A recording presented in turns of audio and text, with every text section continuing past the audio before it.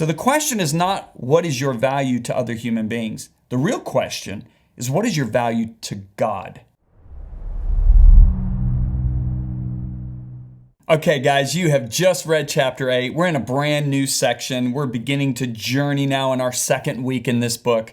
Let's go deeper about what is our value to God. Now, I'm talking about us as individuals. I'm not talking about us as a group, us as individuals. So I want you to right now listen carefully. I am talking about your value. Now, let's talk about value.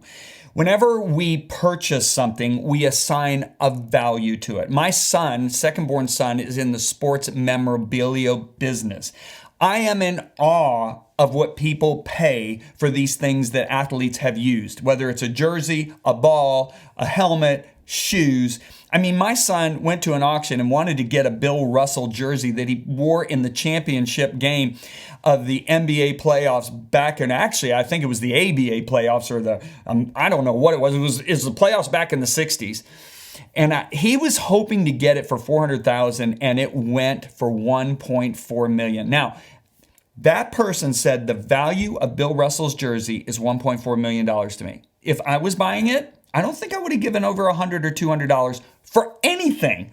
That I don't care if it's Michael Jordan. I don't care if it's Tom Brady. I don't care who it is. It's not that valuable to me. So if you look at value, value differs. If you look at the value of a human being, because that's what we're trying to identify here, that varies. There are people that get married and the value of their spouse is you can't put a price tag on it. But yet there are other people that reduce the value of a human being down to a prostitute. There are other people that have no value upon their child and they take the life of their child in their own womb. The value of that child was nothing to them. So the question is not what is your value to other human beings? The real question is what is your value to God? Jesus, who is God manifest in the flesh, makes a statement. He said, what does it profit a man if he gains the whole world and loses his own soul? Or what will a man give in exchange for his soul? So Jesus is saying, if you give your soul, you give your life in exchange for all of the valuable items in the world. So think about it. $85 trillion is our gross world product. If you were to exchange your life for $85 trillion, Jesus says you will make an unprofitable deal. So the question becomes, what is our value?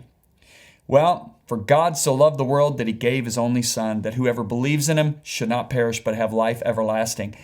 God gave Jesus to pay a ransom for us. You know, the scripture says this, God bought you at a high price. The price that he bought you with was the life of Jesus Christ himself. So, what I love about this is there is nothing more valuable to God in the entire universe than Jesus himself. Yet God saw your value equal to that of Jesus, and that's why God gave him, because you would never give something of greater value for something of less value. Example, if a home is appraised at $200,000, you're not going to give $400,000 for it because it's appraised at $200,000. God's appraisal on you was the value of Jesus. Now, I have proof. Because Jesus made this statement. He said in John 17, verse 20, I am praying not only for these disciples, but I am praying also for all who will ever believe in me because of these disciples' testimony. So that would be you and me. Well, what does he say about us? He said in verse 23, Father, show you and I, that you love them as much as you love me. Okay, did you hear that? Jesus actually prayed, and he's not going to pray an incorrect prayer.